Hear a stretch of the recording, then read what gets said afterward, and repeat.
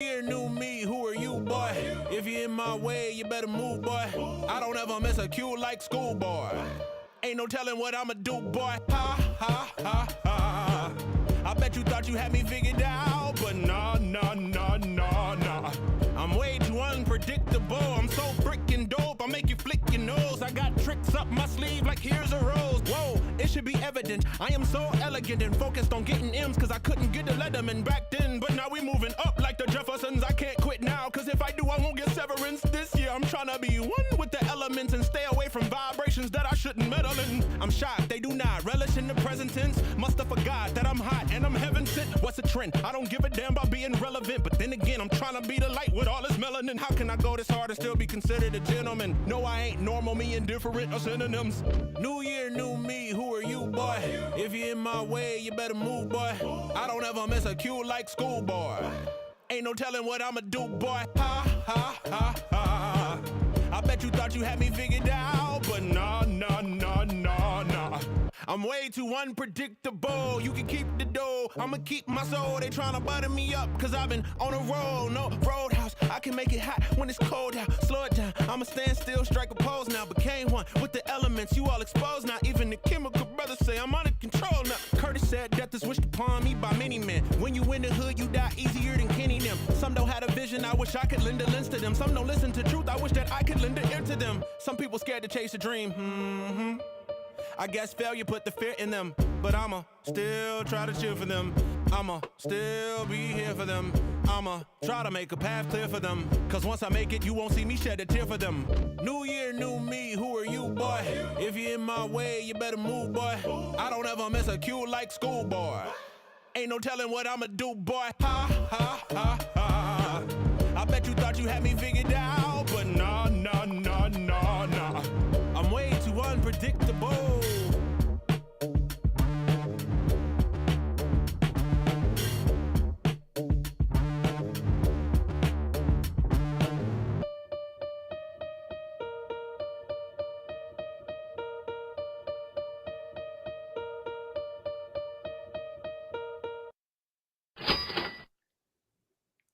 Hello, welcome to the Tech Disruptors podcast with Darren and Jason. How you doing, Jason? Good. Welcome to the show. So for those of you who are tuning in for the very first time, or maybe are a regular listener, which you should be, we are the Tech Disruptors. We talk everything to do with tech, tech-related news, interesting stories, sometimes even we call people out on their bullshit, but we won't get into that now. But we are back for another week. And as always in the world of tech, it's been a very interesting development over the last couple of weeks. And this week especially, the release of the Apple Vision Pro. Can I tell you something? I'm really tired of the Apple Vision Pro. It dominates everything. My goodness, on social media, it has been a fucking shitstorm. There has been so many people posting about their experiences with the Apple Vision Pro. It's actually a little bit embarrassing. Like I've been going on. So I check my Twitter in the morning when I wake up. My X. Formerly known as Twitter. X. Yeah. Mm-hmm. Yes. And like just inundated with posts about the Apple Vision Pro. But you know, the thing that kind of makes it interesting is it's interesting to see who purchased the device. So obviously you and I follow a bunch of people in the tech space because that's what we do. That's how we get our news. That's how we get our content, if you will, and their experiences. But there is a lot of people who bought the Apple Vision Pro, like a lot of people. Yeah, and a lot of people, I'm assuming pre-ordered it, maybe not, but I saw a bunch of people just, now I say bunch of people, it's not normal like you and me people, it's people in the tech space, but they're just walking into the store and they're saying there's nobody there. And I even saw a few pictures of like the display and there's not even a person around looking at it. And they went in, grabbed it and walked right out. Yeah. I don't know. It's one of those things where I saw someone post a picture of like a colonial person with a cup of tea, and they're like with the Apple Vision Pro, and it's like people who own it looking down at all us peons as they wear it, you know.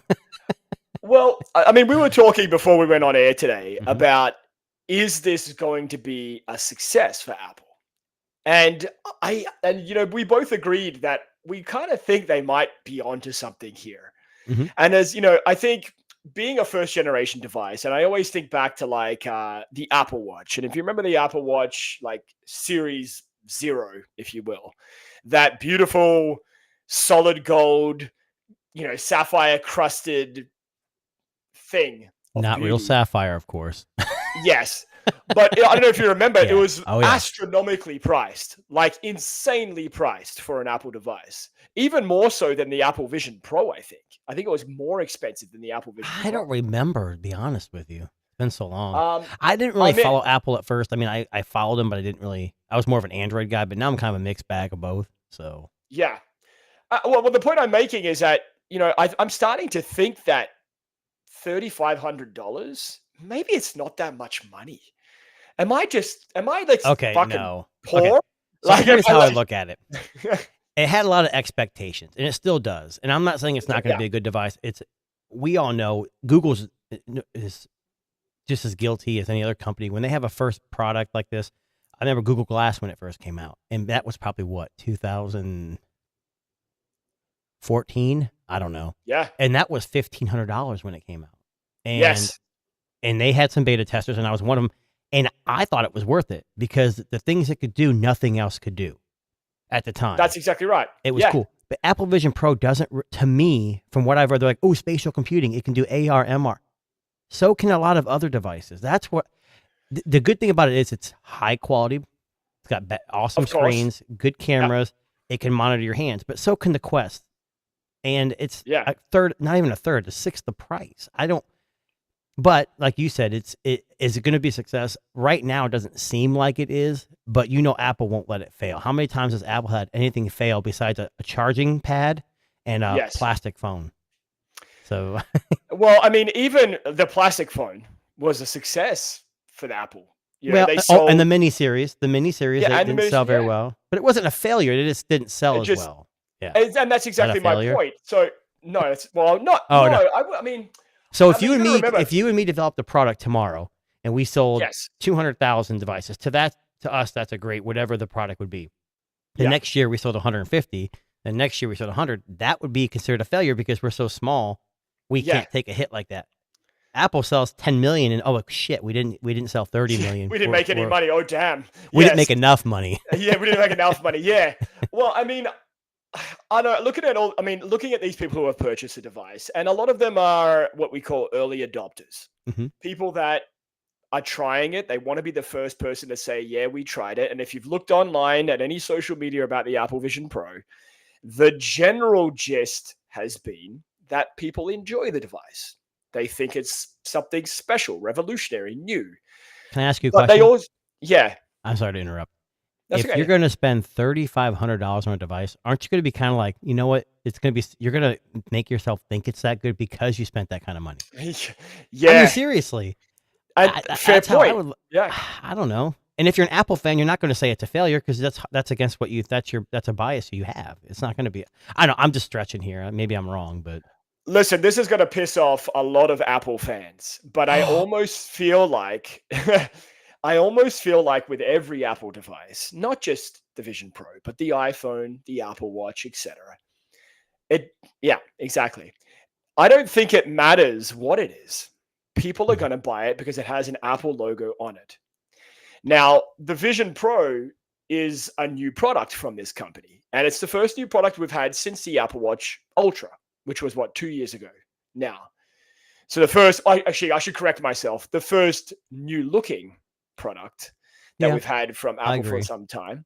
I mean, we've had refreshes and design slight. This is a totally design different changes. product, though. This is not something they've It never done is. before. That's what you No, mean, I and think, exactly yeah. right. And I think when they announced the Apple Vision Pro, it was Apple's way of kind of showing us a little bit behind the curtain about what they believe mobile computing will be and Mhm. what they envisage maybe our world might be like in the near future. And I mean, it's an interesting concept. It's an interesting thought. But as with always it being a first generation product, there have been some interesting observations, I'll say, about the Apple Vision Pro that I just kind of wanted to touch on. Bluetooth disconnected. I don't know what that was. And my What? headphones just decided to talk to me randomly, which was super weird. But I didn't cool. hear anything. Okay. No, you didn't hear anything. It went to me, and I was like, okay, cool. But I wanted to talk a little bit about the digital avatars that Apple Vision Pro creates. But before you say it, you got to preference this with saying it's is it beta or alpha? Is it alpha or beta? I think it's alpha, maybe. And what's interesting, well, you go ahead and talk about it. It's your No, you go start. ahead. I'll pull up an image. You I tell love me how I feel. love how they scan the face. So you put the thing in because it's got cameras all around it, and you actually put the Vision Pro right in front of you, and it tells you to, kind of like Face Unlock. Look to the side, Yes. look to the side, look up, look down, and this is I mean, I hate to say this, it looks blurry, but that's kind of what it is. I mean, for what you're paying, for what you're doing with a, it's creepy.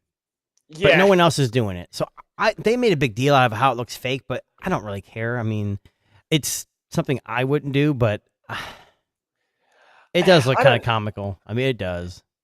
And to be honest, like, okay, so I know we talked a little bit about this last week, but just to give the setup here, you're wearing a device that goes over your eyes. Correct. It can't actually see your face.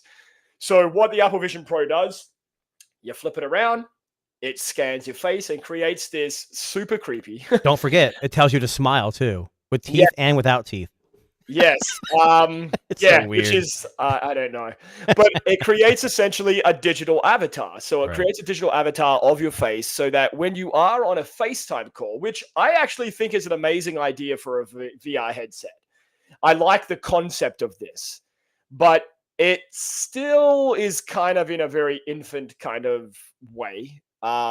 It's not going to be perfect right now, No, but that's uh-uh. not to say that it may not get better. These are just an image that I pulled off of X here, but this is three people. Big in the tech field, of course, and they all three own the device. Either whether they paid for it or not, we don't know. But yeah, it's iJustine, MKBHD, and forgetting his name. Yes. But he's with a big I- publication too, and I've watched a lot of his stuff. It's just It's a little odd. Just a little. the other thing I've noticed with these users, I get tired of watching the same thing because most of them are saying the same thing. It's cool, but it's not. So it's it's revolutionary, but it's not. I mean, it's kind of hard to explain. Like, this isn't a gaming device. This is like a world computing. And they said, when you can, Communication device? yeah, but they have the little crown that you can roll, and you can go in and out of AR, mixed reality, whatever. And it has these like 12 like wallpapers, I guess, that are like supposed to be scenic, and you can tell from what I've read, you can tell it's just a big picture, and you're kind of looking at it. And I don't know if this is the right time to bring it up, but Meta Quest 3, I keep bringing it up because I like the device and it's a lot cheaper than this. They released the ability to watch spatial, I think, photos and videos. Yes. As well Right, as the day before, I believe it came out. right. And now they've always had hand gestures and they can track your hands as well, but now they have pinching capabilities. My question to you is Mark Zuckerberg and his team over there at Meta going to develop something where we can turn the Meta Quest around and do the same thing with scanning our faces, Oh, or I use think your it's- phone or something? Why wouldn't Apple do that? Why wouldn't Apple use Yeah. 3D scanning and just do it on your face and then upload it? I mean, instead of having to use the device itself, everything's interconnected. But I think, well, first of all, I think the Facebook one is probably going to be those super creepy, like animated avatars that the Facebook Meta world uses. right now they are, but it'd be interesting to see if. Well, I mean, you can't really video chat with the Quest. Like, I don't think it has. Whatever. I don't know. Now, the question I was going to ask you is, okay, let's hypothetically. Yes, I ordered 3. No. Yes. So hypothetically, you order an Apple Vision Pro. And I know, you being in your day job there, I'm imagining you probably take at least 1 or 2 video calls every now and then. Perhaps. Okay. If you turned on your Zoom and you were Zooming as this digital Apple Vision Pro avatar, what would be the comments that you would get if they saw your face looking like this? the general person who did not know me would be like, "What the hell is this?" Yes. But the people that know me are going to know he's got his Vision Pro or something he's doing with tech. Yes. But yeah, I agree. But this is an Apple only problem because you're not going to be calling with Google. You know, you can FaceTime with Android now. What's the web app? So Yes. if one of my friends happened to buy this and FaceTime with me, I guess I do have an Apple phone. I think I would. I don't know. I'm usually envious of people getting new technology like this, but this is something I'm not quite that interested in. It's nothing excitingly new, and I don't use Mac OS. I don't use a lot of that stuff. So to me, this is not exciting. But yeah, it looks like, guess what he said? It looks like CGI from, well, now. Sorry, that looks good. The Flash movie's not that bad. I mean, come on. Well, I mean, listen, again, it's in its infancy, so we have to we have to treat it for what it is. Yeah, but infancy, and you just pay 35, and that's for the lowest tier. I think MKBHD said he bought the 1 terabyte, which was like what, $3,900 or $3,800? Yeah, pre-tax. Now, besides the shitty avatar creation, there's something that caught my attention this week, and I thought this might actually be a bit of a deal breaker for some people. So I don't know if you know this, but there was an article that came out today on The Verge, and they were talking about an issue with the Apple Vision Pro that I think is huge. So the Apple Vision Pro does not have any Find My Location tracking at all. For a $3,500 device, that's insanity. I'm sorry. Because you can get the Apple Watch SE for $150 and it's got Track My Phone. Bingo. You can find it. And being in the position that I'm in at work, we use Find a Device quite often to help us find things. And not that I'm going to be looking for a Vision Pro where I work, but that's crazy to me. Well, I mean, look, I'm a clumsy person. I can admit that. I leave my keys in my wallet and I can never remember where the fuck I put them. So I don't know, man, like a $3,500 VR headset. And look, I'll give you an example. Let's say... Nope. Spatial computing device. It is not a VR headset. Come on. Thank you. I don't want to get flagged by Apple again, but let's just hypothetically, right? So you're sitting in a cafe and you're flicking your fingers and watching fucking Disney Plus. And you can't see anybody around you. Yeah, you can't see anybody around you. But, you know, how many times have you done it where you just put something down, you go, I just got into the washroom, and you quickly duck into the washroom, you come back, and, you know, most of the time your shit's still there. But... well, then just flush the toilet. Well, there's that, yeah. But you know what I'm saying? Like, it's very easy to just leave this somewhere. But here's my thing. I think Apple, like my Quest, I'm not taking it to the office. I'm not walking outside with it because you're not supposed to use it outside, at least for the Quest. But I would imagine most people who are spending money on this are going to stay at home with it. So the chances of losing it are pretty low. But another thing, you're saying taking it to a cafe or something or Starbucks. What if you're sitting at home and you set it in its container and you go to bed and someone breaks into your house? Yeah. I mean there's even simple that. It could be anything. So I don't know. I find it. That's very bizarre to me. And I mean, like you said, even the most base model Apple Watch SE has that with Wi-Fi enabled. That has Find My Location. It's based on iPad OS too. So I'm confused. So let's say I stole somebody's Vision Pro. Obviously, it's going to be linked to their account. So how would you be able to use it anyways? See, I don't know enough about the software. When there's a will, there's a way, I guess, right? Of and I mean, course, how do you unlock an iPhone that's been stolen? There's lots of people out there that do it. I would have no idea. I would never steal anything. Well, no, and that's my point. But there is going to be someone out there who figures out how to reset this and unlink it and do all that. It can't be complicated, but it can. No, I mean, shit. If you've already shared your data with Beeper, one of the developers from one of those places can go, oh, well, I have this guy's Apple ID. Oh, look at that. Receipt, Apple Vision Pro. I know where he lives. Let's rock. I'm just using Beeper as an example. Well, the thing about this is it's a $3,500 device, and it's going to be lacking some things, and it's new. Yes. But my thing about it is it's a VR headset. And granted, it is made of top tier materials, and that's to its complement to it, and it's also a detriment because it is, MKBHD said and others, it is heavy.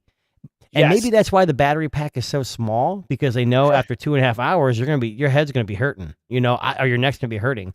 And as our thumbnail says, when I wore it, I had to have a brace on my neck for a while. I know that image was pretty good. I mean, how's your neck doing? Has it recovered from? I had to go to a chiropractor and some rehab, but I'm good.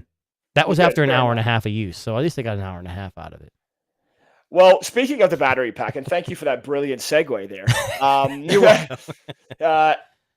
The Apple Vision Pro battery pack. So the Apple Vision Pro is connected by cable to a battery pack that allows you to get about 2 to 3 hours of continuous use. And suspiciously, in press pictures, that little wire hanging out and plug-in was missing.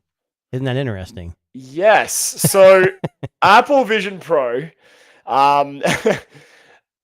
is hiding, probably Apple's final, fuck you to the EU, is hiding a lightning port, a lightning cable. Now, someone posted this on, I think it might have been on X, that you can remove the cable connecting the battery pack using a SIM card ejector tool in that little slot you may be able to see in the photo there. And whammo, out comes a lightning cable. Yeah, but what's interesting, that's not a lightning cable. That's like a unique version, which makes it even more proprietary, which is even more big of an FU to the EU.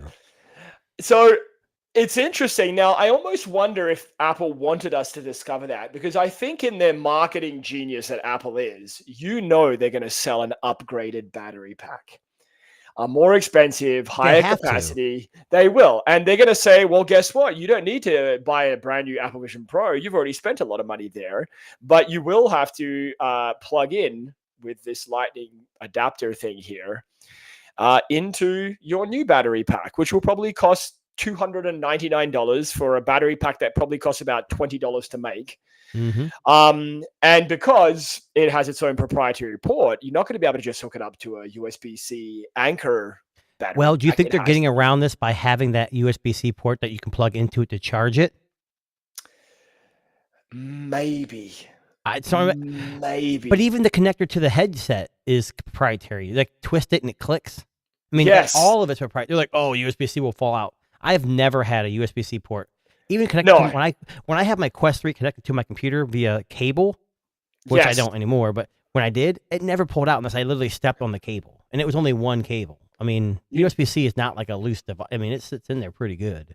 Yeah, and I mean, you never pull out, so there's that. But anyway, True.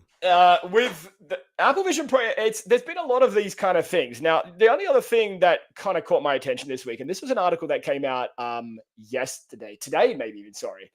So they've started to kind of give us a sense of what kind of apps are available at launch. And they're saying about 600 native apps, plus 1 million that have been ported over from iOS and iPad.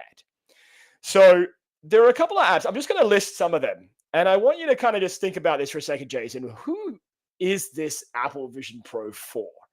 Because when I hear this list of apps, I'm not sure if they even know who the demographic of the Apple Vision Pro is. So I'll go through just some examples. Okay. So you're obviously going to have Microsoft. Okay. Which was announced. Yep. Yep. Teams, PowerPoint, Outlook. Hey, is Teams video calls going to have those same blurry I wonder.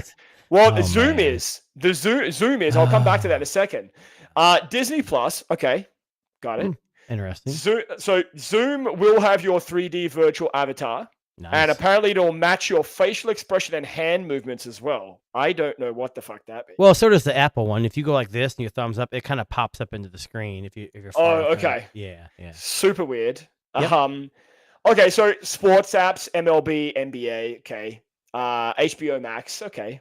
Mm-hmm. But then you get into this kind of stuff. Now, I almost wonder if Apple sees this as almost an education tool.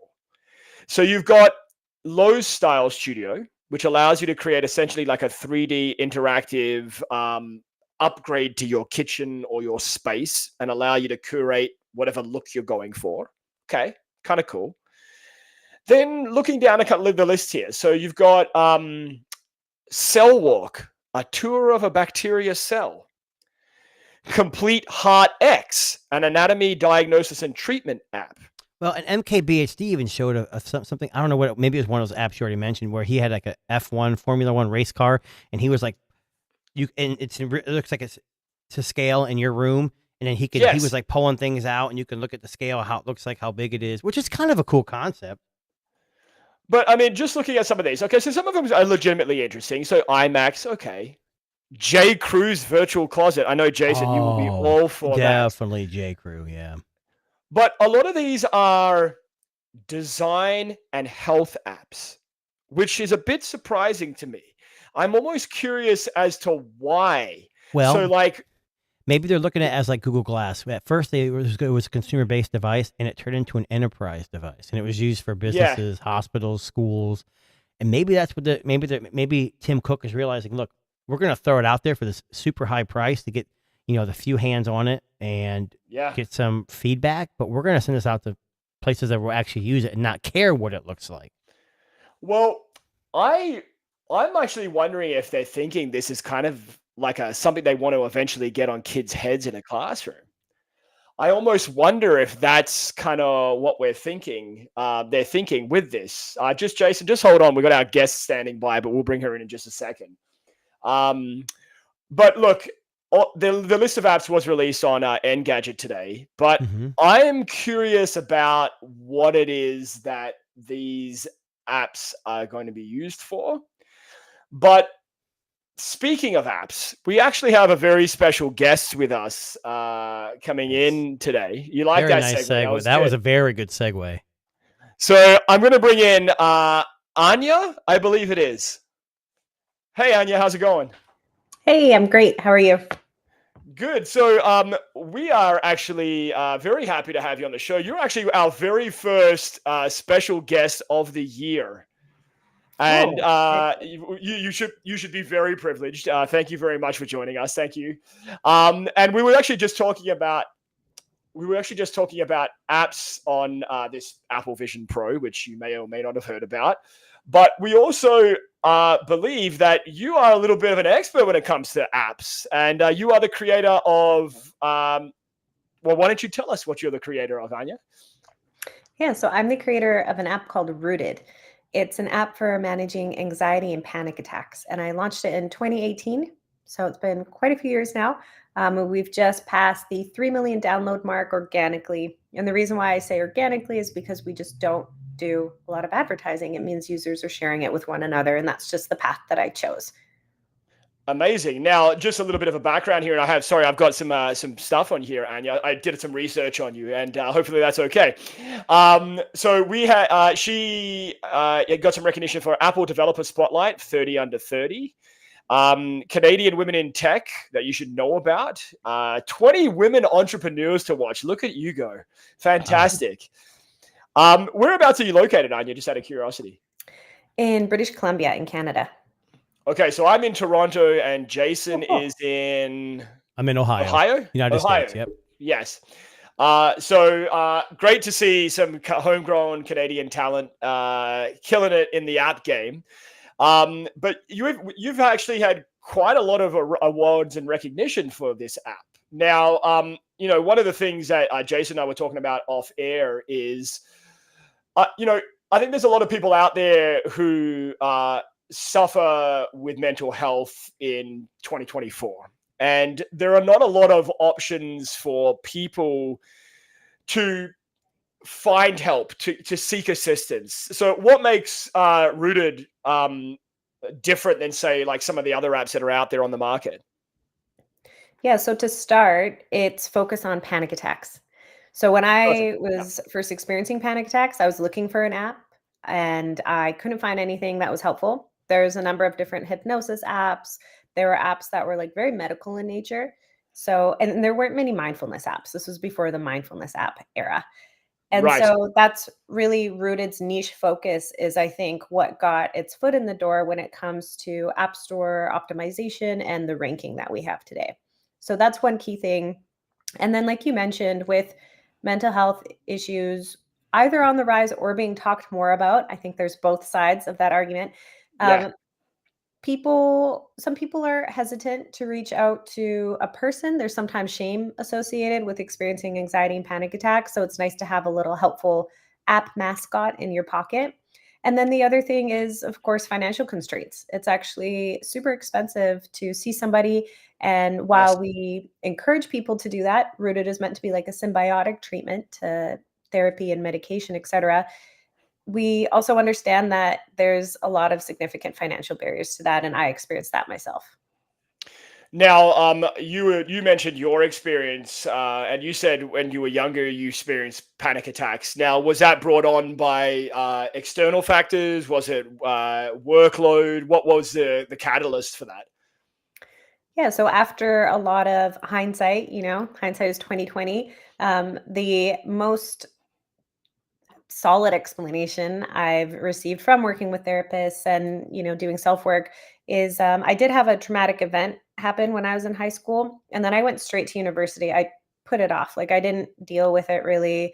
I got Yeah. super busy. I took on multiple jobs. I always had classes on the go, and it wasn't until I actually had my first ever break that I had a panic attack. So the Yeah. theory there is, yeah. So the theory is that all of a sudden I had a little bit of space and it just came crashing. I think that's an experience for a lot of people, is that it's Mhm. always when you slow down is when you have the moment of clarity, the moment to, I guess, process, things that have happened in your world. And, I know, and I haven't mentioned this on the podcast before, but I know when my father passed away, he passed away very suddenly of a heart attack. And I had to literally drop work, drop my everyday, obligations and routine, and literally fly to Australia, which is where I'm originally from, to go and deal with essentially planning a funeral and dealing with, my mother's grief and my sister's grief and the family's grief. And, again, I wasn't aware of Rooted at the time, but and I mean, I started to feel overwhelmed. I started to have symptoms of what we would consider to be, panic attacks. So, for me, when I read the about you, and I had a look at the app there, this is something that I think a lot of people can relate Mhm. to. A lot of people can say, you know what, I wish I'd known something like this existed. And I mean, you mentioned yourself that there was nothing out there for yourself. And, I mean, I did seek therapy, and I seeked assistance to assist me with my issues. And it was very successful, and, thankfully so. But Jason, you mentioned something about your wife, I think it was. Yeah, so just a little bit about, I mean, obviously I'm doing this, but I was a counselor for about 9, 10 years before I Oh, am in the job I'm in now. So when I was looking over your website and the app, I noticed like you tried CBT, like the traditional ways of dealing with this kind of stuff. And the problem with mental health is it's very stigmatized. And I think apps, like, we all carry phones in our hands. And the genius of this mhm. app is that looking at it, you can pick it up in your hand and you can say, I'm having a panic attack right now. And you give instant, like, maybe not results, but instant Tools. tools. Yeah. Yeah. And then Yeah. not only that, you can actually go back and learn. And what I liked about what I read was you change your relationship with anxiety, because anxiety is always going to be there. It's Yes. changing that relationship. So I think my wife deals with this a lot. She has panic attacks, and people don't understand. They're like, well, what's wrong with you? Just calm down, take a breath. It's not how it Mm. works. And generalized anxiety isn't just one factor. Sometimes it's a multitude of factors, and panic attacks are very scary. So I think I'm going to actually get her on this as soon as I can. I think she'd really benefit from this because, it's one of those biases that, yeah, I was a counselor for many years, but I can help other people, but it's hard to take care of yourself. So I Yeah. think this is, Totally. and Yeah. it's so easy to grab it in your phone and just use it. Exactly. So just as we were talking about how it's hard to sometimes speak to a person, it's also sometimes hard to get advice from our closest people. So you might have Yes. experienced A that in your hundred own life percent. where you didn't want to listen to your parents, you didn't want to listen to your Yep. partner, and then later you realize, oh, I actually probably should have. But you made another good point there about the availability in your pocket. So the tagline Yes. is actually, panic attack and anxiety relief in your pocket. And that's an important part of Rooted. Yeah. And when you mentioned the results there, like we actually do have a ton of people who leave reviews. So we have over 50,000 reviews. Wow. And we Wow. also hear Impressive. from people via email all the time, every day. And a lot of folks share, like, I wish I knew this existed. I've been struggling with panic attacks for years. And now if I have one, it's gone within minutes. I just have to pull this out of my pocket. So, yeah, those are things that, when I was first launching the app, I didn't even know what would happen. And now all these years later, yeah, just it's what keeps me going. So, a question I had for this. So, I'm having a panic attack right now, let's just say, and I go into the app and I click, I'm not doing good. Is it something where when you're having a panic attack and you click a certain button or a certain step in the process, is it behind the scenes teaching you future, like next time this happens, you may not have to click the app because you already have a process of maybe how to do it? I mean, I don't know. I'm just asking questions. So Yes, yes and no. So Okay. basically, the more familiar you are with a tool, the easier you're able to benefit from it when you're in that heightened state of anxiety and stress. But arguably, a lot of what Rooted does is remind you of things that are really hard to remember when you're in that state. So it's things like, Yeah. you've survived every panic attack you've had to date. Panic attacks typically only last between X and X minutes. Mhm. Your parasympathetic nervous system will kick in, even though it doesn't feel like that right now. So it's facts like that that are shown to you based on how you're feeling. You can either choose to face the panic attack head on, which is actually really healing in the end, like, really familiarizing yourself with these emotions and feeling okay with them. Or you can choose to have these reminders, like the ones I just gave examples of, to sort of help you coast out of it and get that parasympathetic nervous system kicking a little sooner. And so the idea is you kind of always want to have it in your pocket, because Right. when you do pull it out, those are things that are really hard to remember. But of course, I Yeah. encourage users, especially with the breathing tool, there's also breathing and visualizations. If you're practicing those outside of when you're in that heightened state of anxiety, you're better able to call on them when you are. Yeah, and Now, those are the kind of tools that people kind of forget, like the deep breathing Mhm. and that stuff is huge right now. And in the field I'm in now, we've got a lot of compassion fatigue is what they call it. So they teach us those mindful things like, hey, you're gonna have some burnout, so why don't you take a break and do these now? You got to Mhm. take it seriously. But I think this app is so convenient and it reminds you of those things. Like I have to go through a PowerPoint and it's not very friendly at all. yeah, But this is like in your very pocket. clinical. Yeah, Yeah. and you can click on it. It's simple. It's not complicated, and anybody can use it. And I think this is just one more step closer to getting rid of that stigma. Like, hey, Mhm. we all have this. It's definitely beneficial. Now my question, sorry, Anya, it was so I don't know too much about panic attacks, but what are some of the factors that are the most common causes of panic attacks in people? Do we? So that can really vary person to person.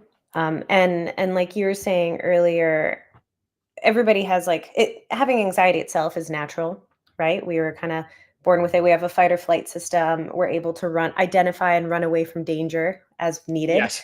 Yep. The problem is when our brain starts picking up on things that are making us feel just as anxious, but there's no actual tiger in the room, so to speak, right? Yes. So there's no necessary reason to activate that fight or flight.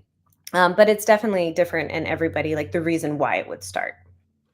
Because I know for us, like we're very much into tech and tech related stuff, but we talk a lot about how it could sometimes be very overwhelming. Like some of the stuff that we are expected to invest our time in, our money, our attention in, and one of those things that I think you mentioned on the side here is about social media.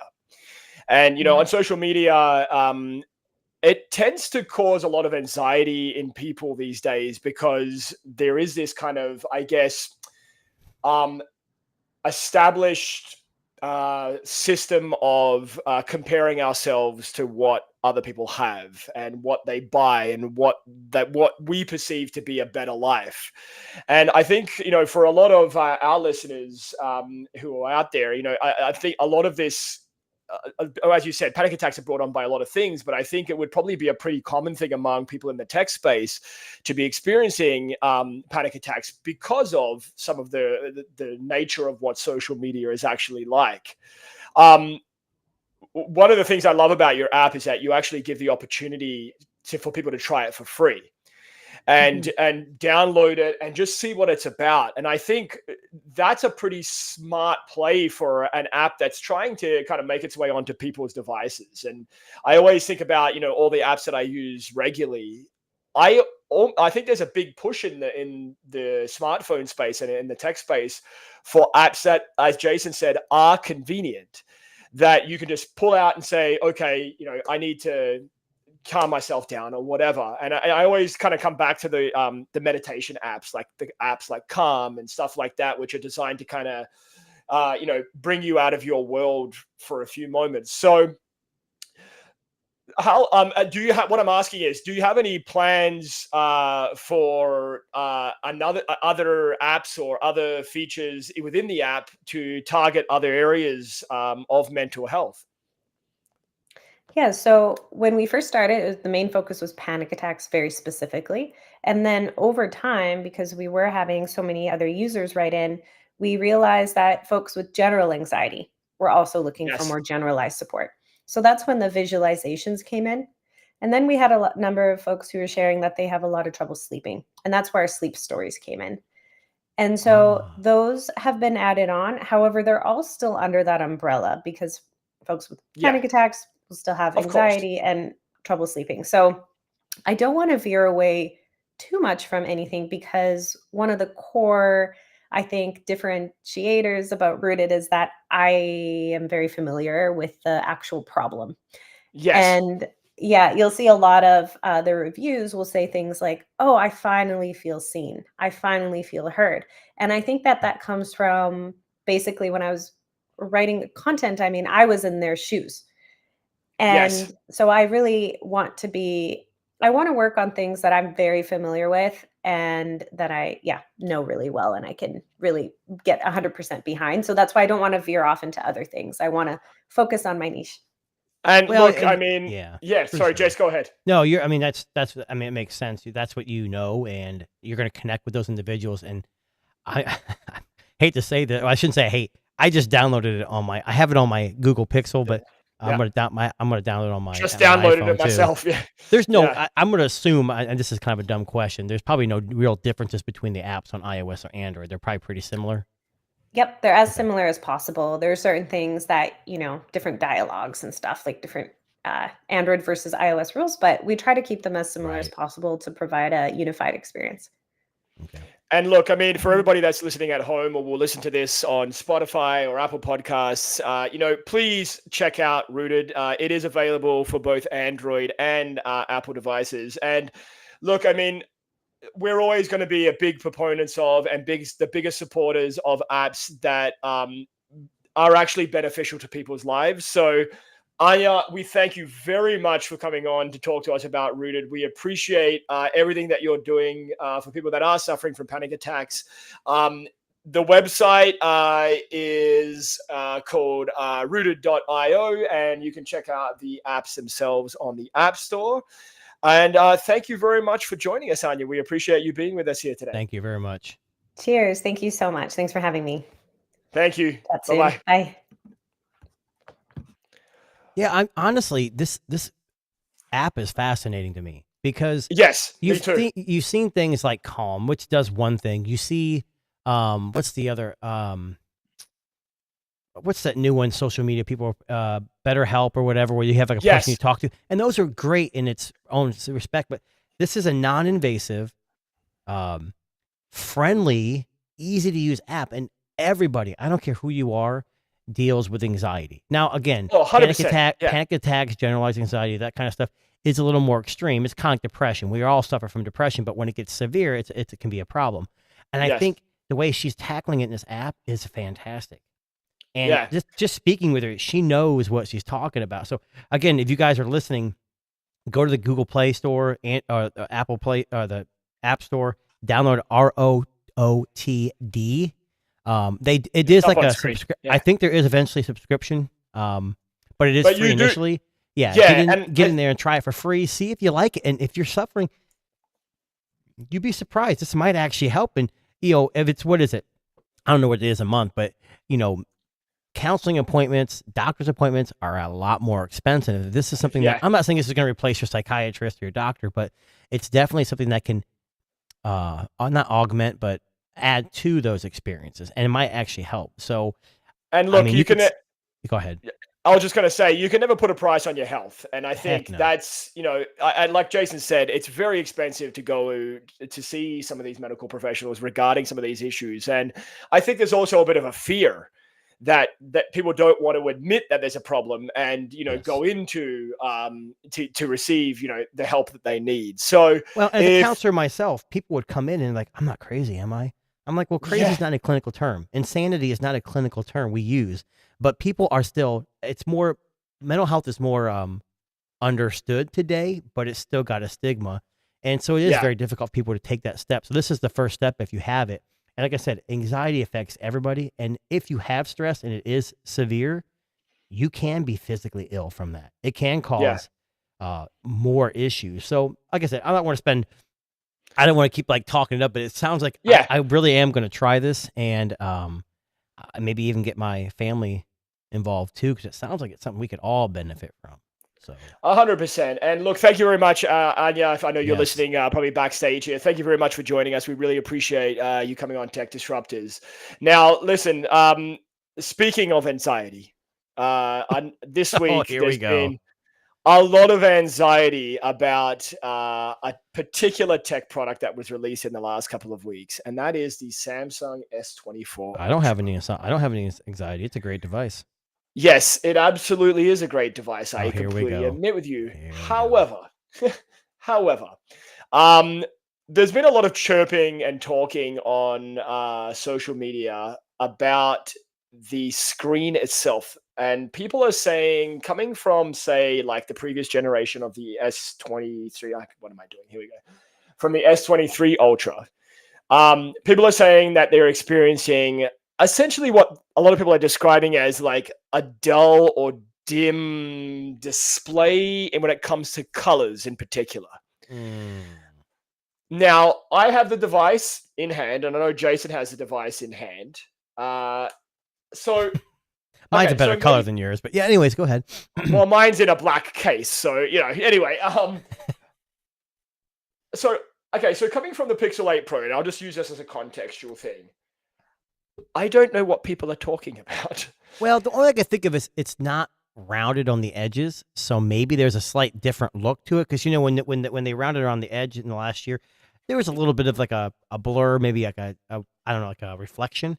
Yeah, but yeah. This screen is a Samsung. It's I know they really Samsung make screens for Apple and whoever else. Yeah. But this screen is by far the best screen I've seen this year, which is very early in the year, but I'm going to go on record here and say by the end of this year, this will still be in the top 5 of best screens on a cell phone.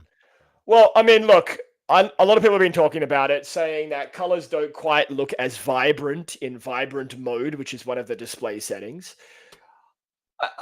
I mean, okay, if we were going to call a spade, maybe you could make an argument that they're a little more true to life, the colors. That's not what we want. Yes, but I mean, this is what I'm getting at. I almost think it's a default by design trick here.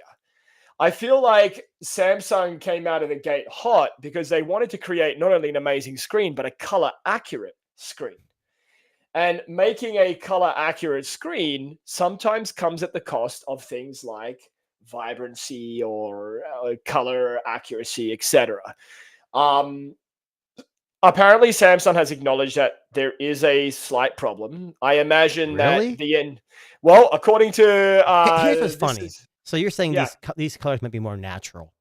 We always talk about I want my camera to be all natural, but what cameras win? It's the ones that are vibrant and oversaturated. Yes. So we don't want to live in the world we live in. We want to live in something that's better. And I think that's the problem. Samsung, true to colors is what we really should want. But what we really want when we do this blind camera test, if one's brighter or more saturated, guess who's going to win? I honestly imagine the engineers at Samsung are probably sitting there going, all right, let's just get that vibrance and just crank it all the way up, and colors, let's just jack up that fader all the way up. And they're just going to make the screen a lot more poppy with colors. Now, arguably, for some people, that might be a worse solution. because it'll mean What? that vibrant mode is too vibrant. And when you have too vibrant colors look bizarre. They look weird.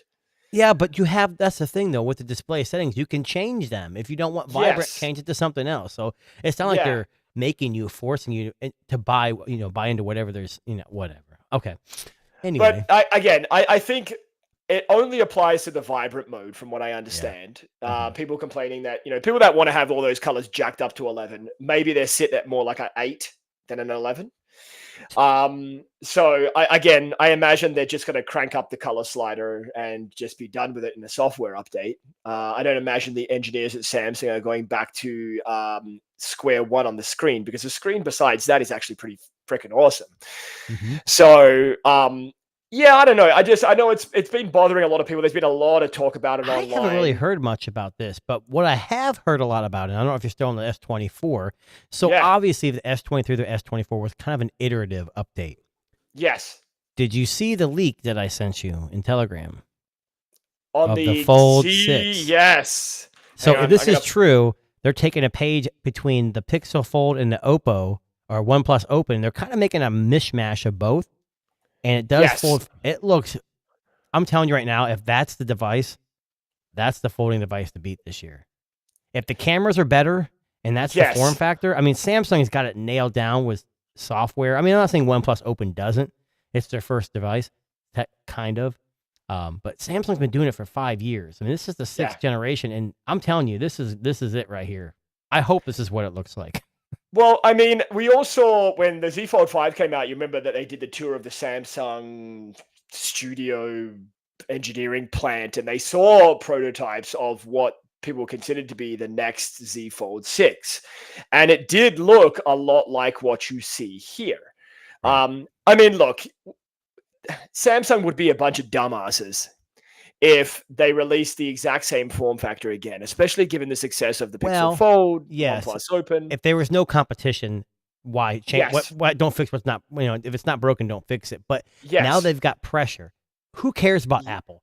Whether they do it or not? But I'm saying in the Android, at least in the US, we only have the Pixel, the Samsung, and the OnePlus. That's all we have. We don't have Honor. We don't have Vivo. We don't have Oppo. I know in Canada you guys get a little more options, but this form factor, I still have the Pixel Fold, and that's the only folding device I've kept because I love the form factor. I don't use it for gaming, but I don't really care. It does what it needs to do for me. I like opening to a wide screen, not a square. But I'm like in the minority because most people disagree with me, but I don't care. And I mean, look, again, we knew, I think we said it for all along that I said it last week that the S24 Ultra was going to be the iterative update and the Z Fold 6 will be getting the major update and it'll flip next year. Yes. Every other year it's going to happen. Yeah. I honestly feel like that's what Samsung's doing. Let me ask you this. Is the Flip 6 something they can really change? I don't think they're going to do much with the Flip 6. I reckon a bigger battery. Better cameras? Maybe better cameras. I don't imagine at all them changing the form factor of the 6. I only think that because the 6 was kind of updated last year. That was the folding device that got the update. So the Z Fold has had it coming for a while now. It hasn't had a real major change since the 4. So, I mean, look, again, they would be dumb to not release a device that was at least something like this form factor. The hinge they nailed on the Z Fold 5, the software works really well. I never had the 5. I had the 4, and I loved that device. I don't need 18,000 phones, and I don't need 15 foldings. So Yeah, so, I mean, look, I still have my Oppo Find N3. I do like the form factor. I will hang on to that until something better comes along. The Pixel Fold wasn't for me. I tried it. It was a bit too heavy, a bit too pixely for my liking. But I will just say this much. If Samsung does release this device, I have a funny feeling that their sales are going to go absolutely well. The other rumor is this will not be available in Canada. Oh, so right, the Pixel Fold. So what I'll do is I'll buy a couple of them and just show it off so you can be jealous. Fair enough. Fair enough. Well, look, Pixely, there you Google- go. Pixely. Google, if you're listening, well, I'd still like to try the Pixel Fold, the second generation. Hopefully, it does make its way to your nearest neighbor, Canada. Well, But the other what a- rumor is that the next Pixel Watch will have 2 sizes. And yes, If that you would also care. be a welcome change. Well, speaking of Google, and I was going to ask you this, given now talking about the S24 Yes. Ultra. So one of the headlining features of the S24 Ultra was this circle to search. So essentially, you tap and hold the bottom of your phone, Mhm. you circle any object on the screen, and Google's AI will identify the object and give Mhm. you links to buy it, find it, see it, whatever. Sure. About It's a week like later, the Pixel thing. It's like the Magic camera when you take a picture and it scans. yes. It's very similar to that, but you can do anything on your screen. So a week later, Google releases the exact same feature on their Pixel lines of phones, and Well, it should be. works. Yeah, and it works just as well. Mhm. Now, here is my question. So Samsung talked a lot about Circle to Search. It was one of their headlining features in the AI software side of things. So I guess my question for you would be, now that Google's kind of just stolen it away and has put it in their Pixel phones, if that was the headlining AI feature of the S24 line, is there a reason to buy the S24 Yes. anymore? So here's the difference between Apple and Android. Okay, here we go. iOS Lesson number with- one. With Apple, you get what you get, and you don't throw Yeah. a fit. That's what you tell your little kids when they're growing up. Yes. With Android, it's not just about circle to search. Now, we know for a fact Google pretty much handed this to Samsung and get, hey, Yes. you get 2 weeks ahead of us. Same with their watches. You get Wear OS 3.5 a year before anybody else, whatever.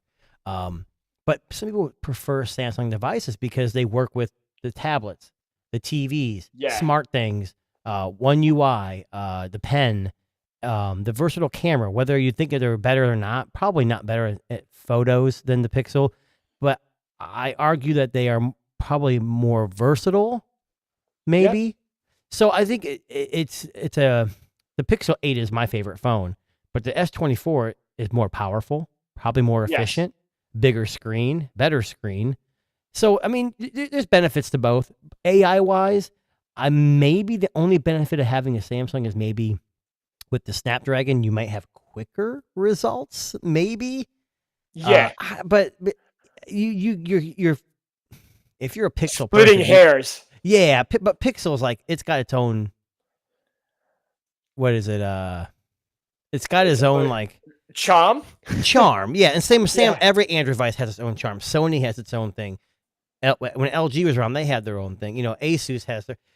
And that's what you find is you have options. But like we always say, be different but be the same. We're all different but we're Yeah. all together. It's all Android at the end of the day. So you can. But still if do it your ain't device. Apple, it ain't shit. Yeah. that's exactly Okay, right. That's how a lot of TM, people think, TM, right? trademark. TM, yeah. I will just say this much. I did try it on both devices, and I did Uh-huh. find the speed to be pretty on par with both. I mean, that's also dependent on things like your connectivity speeds and Well, signal and See, I whatnot. live my life a quarter mile at a time, so Right, fair I enough. prefer the speed of the Snapdragon. But no, just kidding.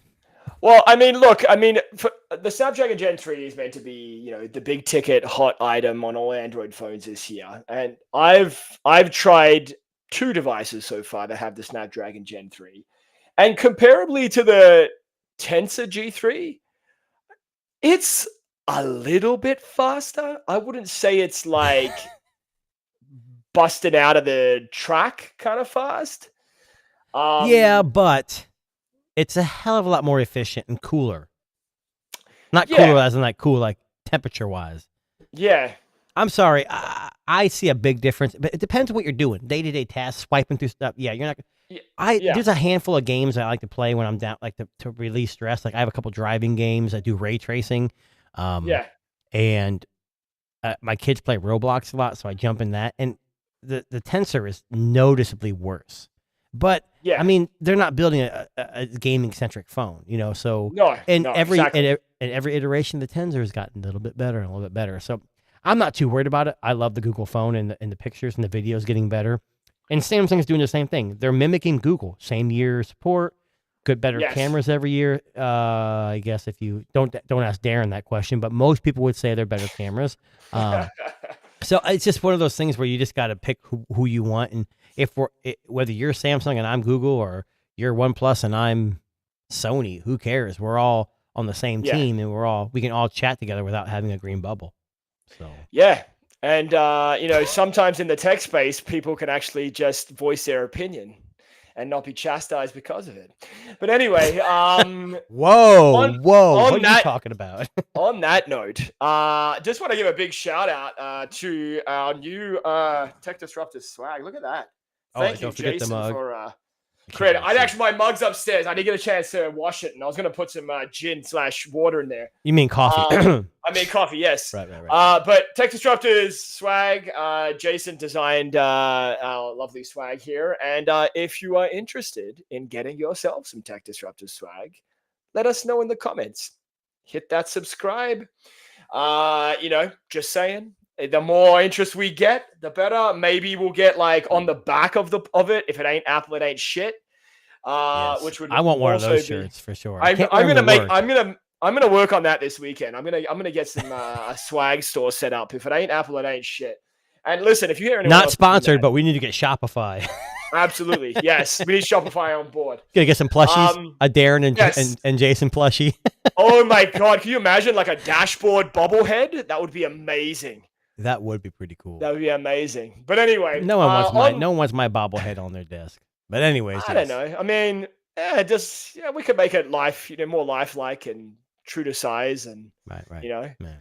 But anyway, on that note, that actually brings us to the end of the Tech Disruptors podcast. Big thank you to Anya from Rooted, the app Rooted, for joining us tonight.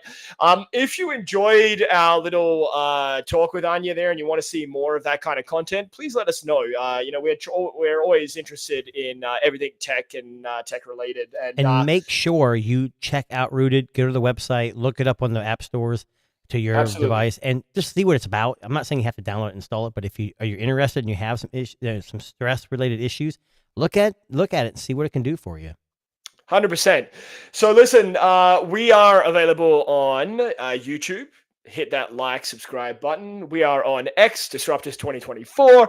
You can find us on Spotify, Apple Music, and everywhere else you can find a good, decent podcast. Even iHeartRadio. Who doesn't love iHeartRadio? But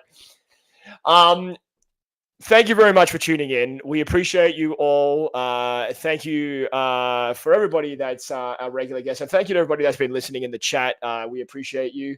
And we will catch you on the next one. Thanks, guys.